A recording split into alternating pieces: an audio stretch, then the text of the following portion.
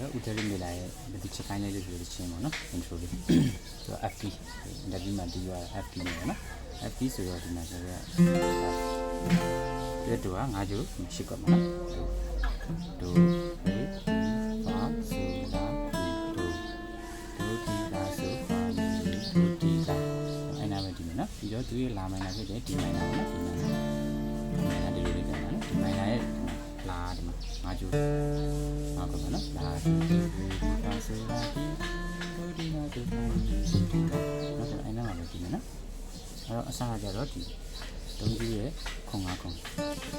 နော်ခုံငါခုံဒီရင်ဒီကျိုး6ပဲဒီကျိုး5ပဲဒီရင်တုံးကြီး5ပဲနော်အဲ့ဒါလေးဖြတ်ပြန်ပြီးမယ်ဆိုလို့ရှိရင်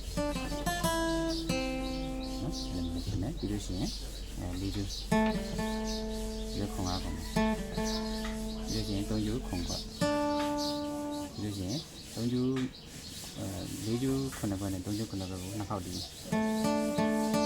နော်အဲ့လိုဒီနဲ့ပြီးလို့ရှိရင်၄ကျိုး9ပဲပြီးရင်၄ကျိုး5ပဲနော်အဲ့ဒါပြန်ပြီးမယ်ဆိုလို့ရှိရင်ဒီကအရှိရတစ်ဖြတ်ပြီးရနော်ဒါဒုတိယတစ်ဖြတ်ပဲပြောမယ်နော်အဲ့လိုဖြစ်တာနဲ့ပြီးလို့ရှိရင်တတိယတစ်ဖြတ်ကကြတော့ငါးကျိုးရဲ့10ခွက်5ခွက်ပေါ့နော်ဒီလိုရှင်လေးကျိုး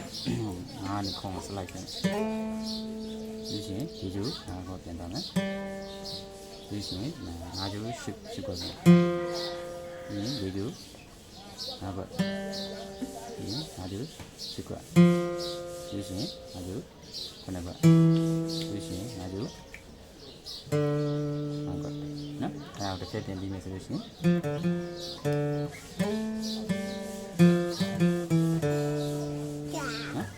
3ချက်ရှိနော်အစားဆုံးပြန်ပြီးမယ်ဆိုလို့ရှိရင်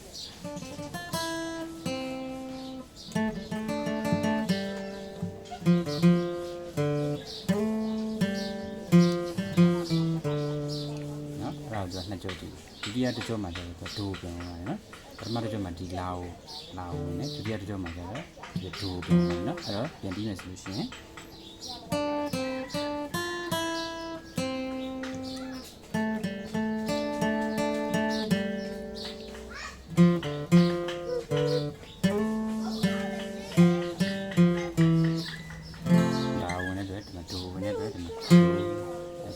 စားစုပေါ့နော်ဒီလက်ခက်လေးရကြတော့ဒီ rugby ပေါ့နော် rugby ပုံစံမျိုးဒီမျိုးလေးဒီနော်ဒ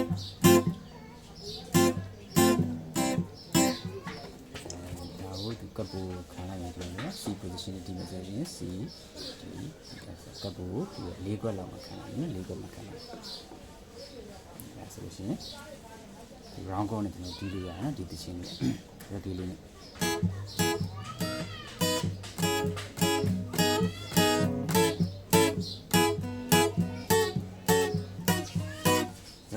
ဒီအပေါ်ပဲနော်အပေါ်ပဲခတ်တယ်နော်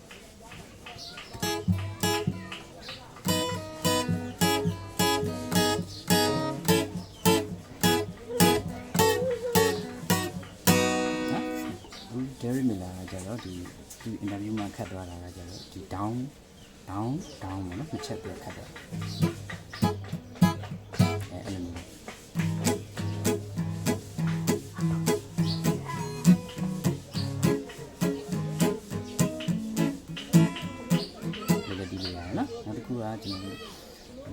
ကျွန်တော်ပစ်တုံးမဲနေပါနော်ဒီလက်နဲ့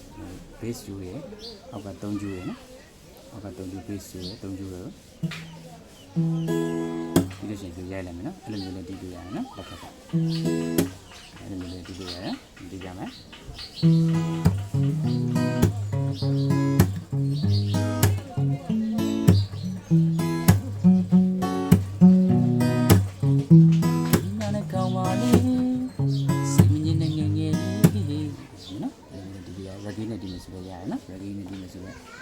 ပေါ်အခက်ချက်တွေနော်ဒီနာကမာလီစီမီနေငယ်ဟိုရင်နာခွဲနော်ဒီလိုရတယ်အခုက down ချက်တွေနော်ဒီနာကမာလီ လေးလေးလေးလေးလေး